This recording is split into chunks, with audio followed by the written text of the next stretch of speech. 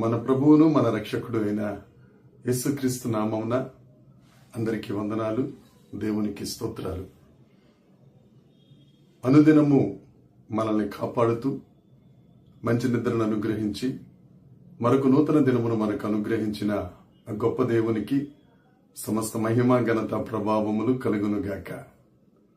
అనుదినము ఆయన మంచి వాగ్దానాలతో మనలందరినీ ఆదరిస్తూ ఆనందిస్తూ ఆయన సన్నిధిలో మనం బ్రతకటానికి, ఆయనతో సహవాసం చేసి ఆయనలో నిలిచి ఉండడానికి కృప చూపిస్తున్న దేవుడు ఈ నూతన దినములో మనకు అనుగ్రహించిన దేవుని యొక్క వాగ్దానము కృపావార్త.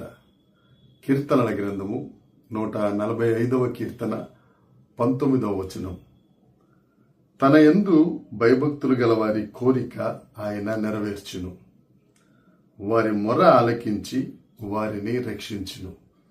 దేవునికి మహిమ కలుగునుగాక, దేవునికి స్తోత్రం కలుగునుగాక. ప్రభునందు ప్రియమైన వారలారా, మన దేవుడు మన కోరికను నెరవేర్చే దేవుడు.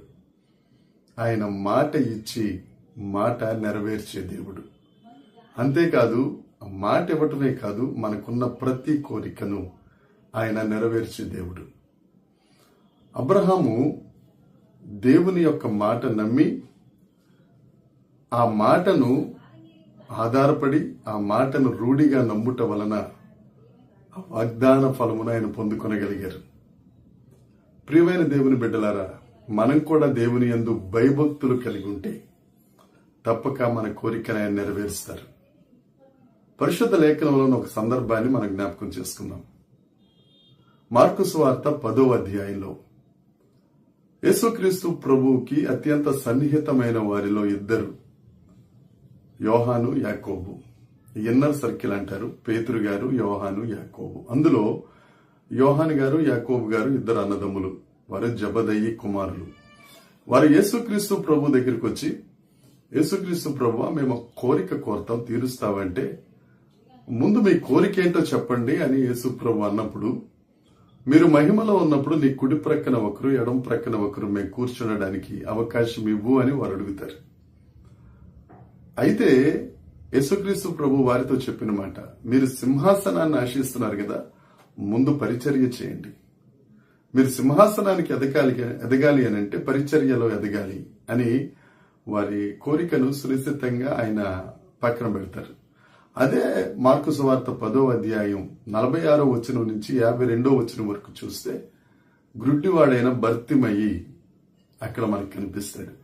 యేసుక్రీస్తు ప్రభు యెరికో మార్గాన్న అటుగా వస్తున్నారని ఆ బర్తిమయి విని, యేసుక్రీస్తు ప్రభువా, నన్ను కరుణించు అని కేకలు వేస్తాడు.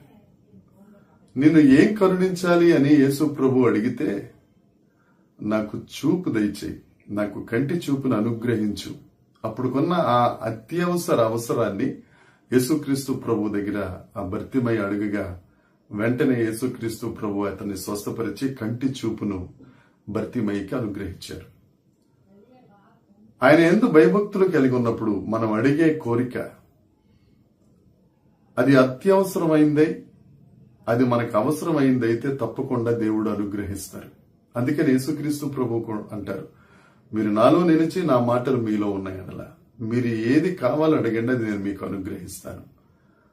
కాబట్టి మన కోరికలు ఉండటం తప్పు కాదు, కానీ ఆ కోరికలు ఎంతవరకు దేవుని చిత్త ప్రకారంగా ఉన్నాయనేది ముఖ్యం. ఆయన మన కోరికలను నెరవేర్చే దేవుడు. అంతేకాదు, మొర ఆలకించి వారిని రక్షించే దేవుడు. మనం పెట్టే మొర ఆయన తప్పక ఆలకిస్తాడు. మన ప్రార్థన ఆలకించే దేవుడు ఆయన.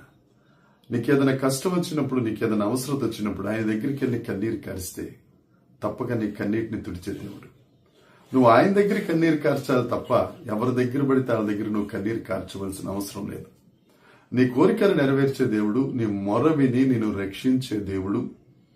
తప్పక ఆయన మనకు తోడుగా ఉన్నారు.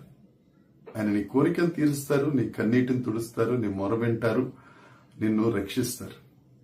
దేవుని యందు ప్రియమైన వారలారా, నీ మనసులో ఏ కోరికలు ఉన్నాయో, నీ మొర ఏమై ఉందో ఆ కోరికలు నెరవేర్చే దేవుని దగ్గర భక్తి శ్రద్ధలతో, వినయ భయభక్తులతో, తగ్గింపు కలిగి, విరిగి నలిగిన హృదయంతో ఆయన సన్నిధిలో మొరబెడితే తప్పక నీ మొర ఆయన ఆలకిస్తారు, నిన్ను రక్షిస్తారు. దేవుణ్ణి ఆశ్రయిద్దాం, దేవుని యందు భయభక్తులు కలిగిద్దాం. ఆయన మన కోరికలను తీర్చునుగాక. ఆమేన్. చిన్న ప్రార్థన చేసుకుందాం. పరలోకమందున్న మా తండ్రి, పరిశుద్ధుడా, గొప్ప దేవుడా, నీకు స్తోత్రం. ఈ దినాన మీరు మాకు ఇచ్చిన వాగ్దానానికి నీకు వందనాలు. మా కోరికలను నెరవేర్చువాడవుగా, మా మొర విని మమ్మల్ని రక్షించు వారిగా మీరు ఉన్నందుకే మీకు స్తోత్రములు. దేవని వాగ్దానాన్ని స్వతంత్రించుకొనిచున్నాం ప్రభువా. నీ వాగ్దానాల మార్గంలో నడవడానికి ఇష్టపడుతున్నాం ప్రభువా. మీరే సహాయం చేయండి తండ్రి, కృప చూపించండి ప్రభువా. దేవానికి వందనాలు. దేవ, మా భారము యావత్తు నీ మీద మోపుతున్నాం. మా ఆధారం నీవేనని మా జీవితం అంతా నీ చేతికి అప్పగిస్తున్నాం. దేవ, మీరే మా కోరికను తీర్చి మమ్మల్ని రక్షించి మహిమ పొందమని యేసుక్రీస్తు నామమున ప్రార్థించి అడిగి వేడుకొనుచున్నాము తండ్రి. ఆమేన్. దేవుని కృప మనందరికీ తోడై ఉండునుగాక. ఆమేన్, ఆమేన్, ఆమేన్.